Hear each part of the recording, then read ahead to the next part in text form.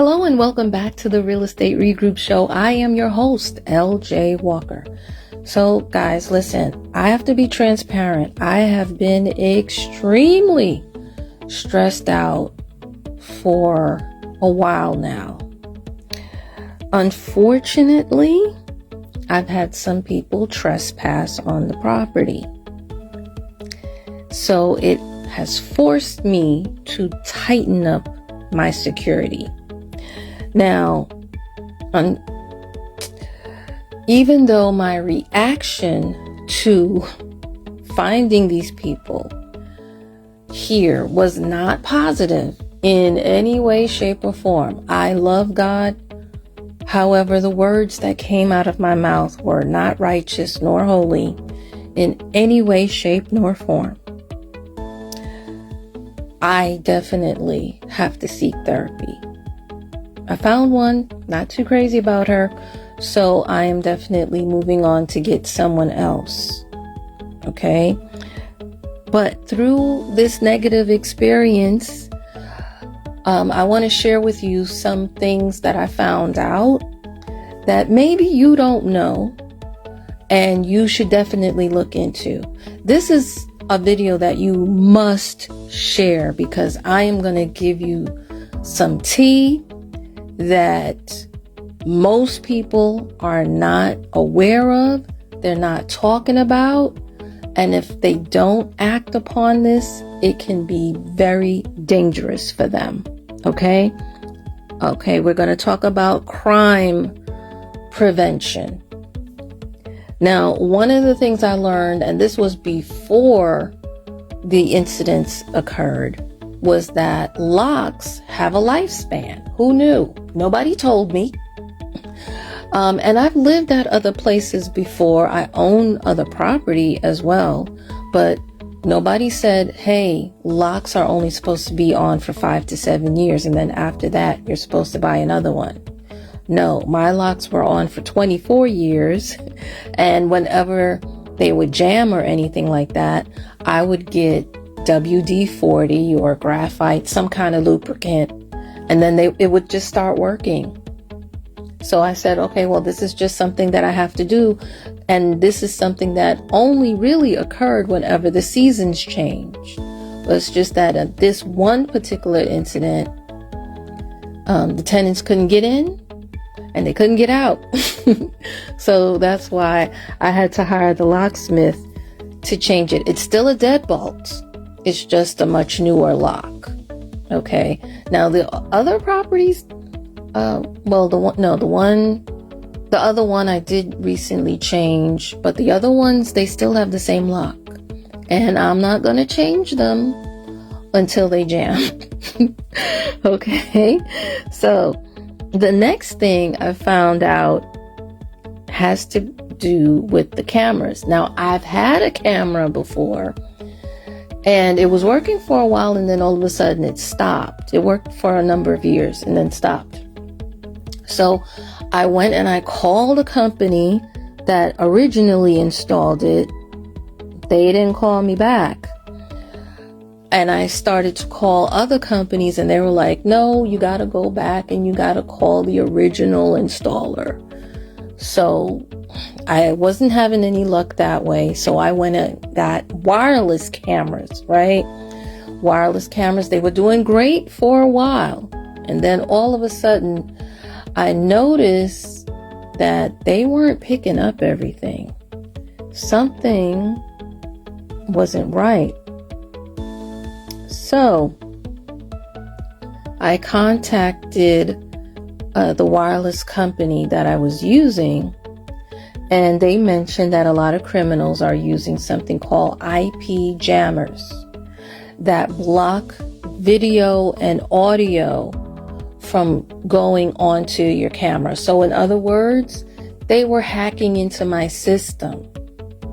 And I'm not the only one that this happened to.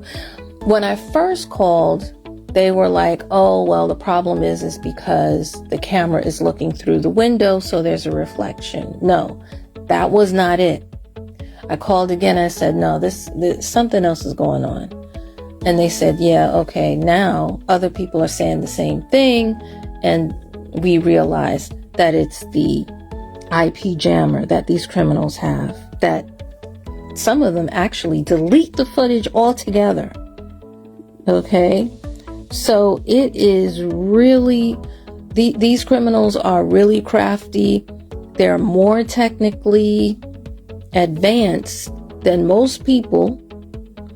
And, you know, some police officers, they're not even aware of this.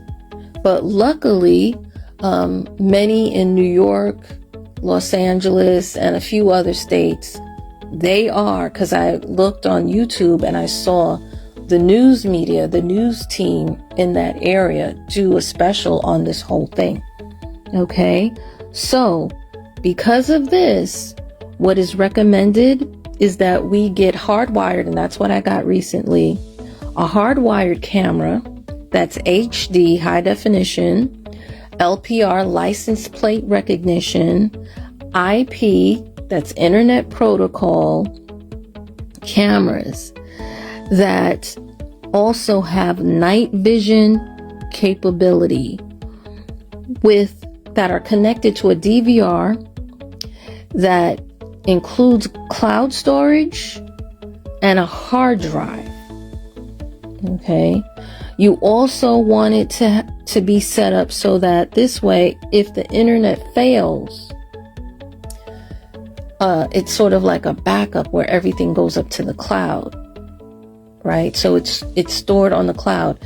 And this way too, if it's harder to hack those type of cameras than the wireless ones, number one, but in case they do hack it, it's uploaded to the cloud or to a hard drive before they're able to do any kind of deletion. So that's why you want this type of setup. You also want a power supply backup because listen, the power can go out as well. That's another issue. And so that's why you want these type of cameras. Now, what if you can't upgrade right away? Or let's say you upgraded, but you still want a little extra security. Then I would say hire somebody who is extremely computer literate, a technician, who can put you on 5G and who knows how to set up WPA3 encryption. Okay. Now, you do have something called speed spectrum technology. Some cameras have it automatically. Sometimes I believe there's like a software that you can have installed that does this. You also have frequency hopping capabilities and interference detection. Now, the cameras that have this is going to be more expensive. So if you find an app that has it, it'll be a lot less cheaper. Okay. But these are the things that we got to do to stay steps ahead of these criminals. Okay. And believe it or not, it's way more common than you think. The other thing too is, you know, a lot of times that when you get a wireless camera or any type of camera system, they want to give you a sign and they want you to put that in the window. That, they say, might deter criminals. That doesn't deter criminals anymore. If it's a wireless camera, no. Oh no. That actually says to them, hey, all I got to do is pull out my IP jammer whenever I'm walking past this building and we're good to go. They're not going to catch me. That's what that says. So what I would do if I were you is remove those signs and then try to place the camera strategically so that they don't know where it is. For example, the wireless camera that I have, and yes, I'm still going to keep it because I want it to prove that, hey, what's the wireless catches is better than what the wireless catches. That's number one. Number two, the other reason is because the place where I have the wireless camera is a different perspective than the place where I have the wired camera. So that's why I'm not getting rid of my wireless. Anyway, I have a plant encircling the wireless camera. It's not in the lens, but it's around it. So when they look, they normally can't see it unless they like come in and look up real close. Okay. So that is why, I have that there, but I've removed all the signs so that they don't know that it's still there. Capiche? Capiche. Okay. Now, the sign you can, the sign you can have up there is you can have a sign that says that this property is under surveillance. They don't have to know what kind of surveillance it is. You know, even your hardwired cameras, if there's a way that you can hide it, great. But you should probably still have that sign there because it'll let them think twice before trying to do anything funny. The next thing is private property. You want to have signs around the house that says private property. It's unfortunately, but for many of us who live in cities, many of our houses don't look like a typical house. Many of our houses look like small apartment buildings. And there is a stereotype of what a landlord is supposed to look like. So they're not going to look at you. Well, they don't look at me and think landlord. Most people don't. Most people don't look at me and think homeowner. But I am.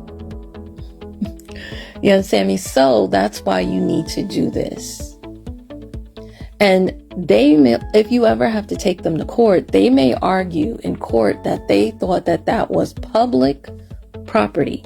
So that's why you want to have the sign that says private property.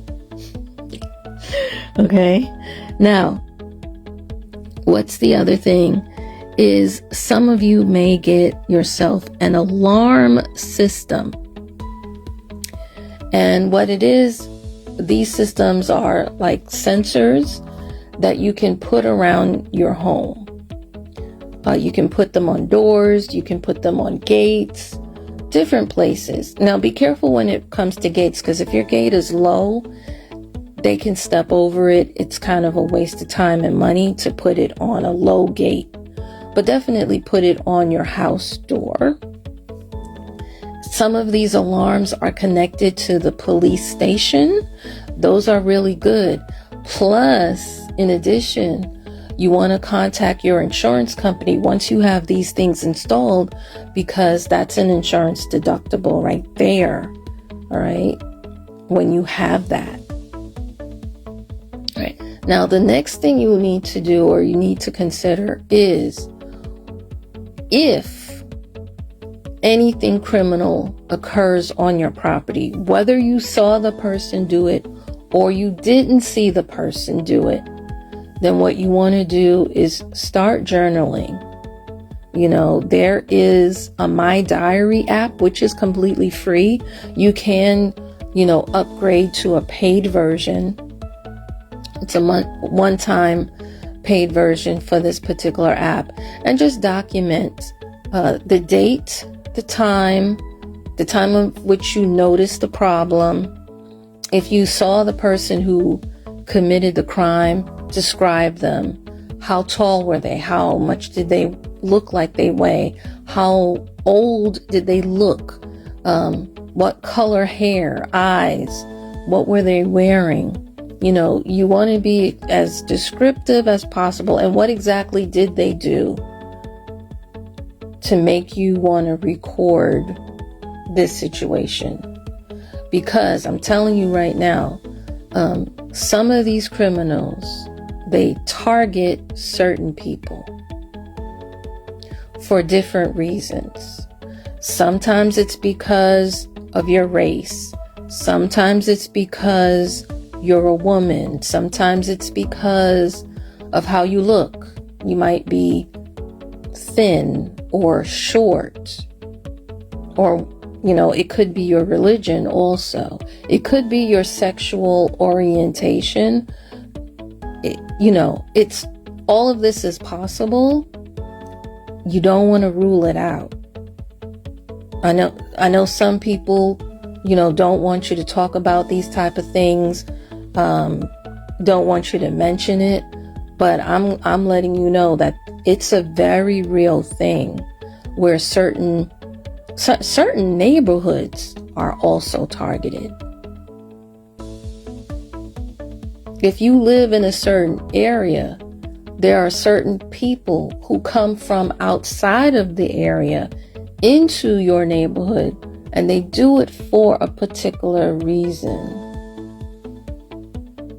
And sometimes they will tell you, oh no, it's not that. No, it is that. It is that. So anyway, like I said, write it all down, record it all down.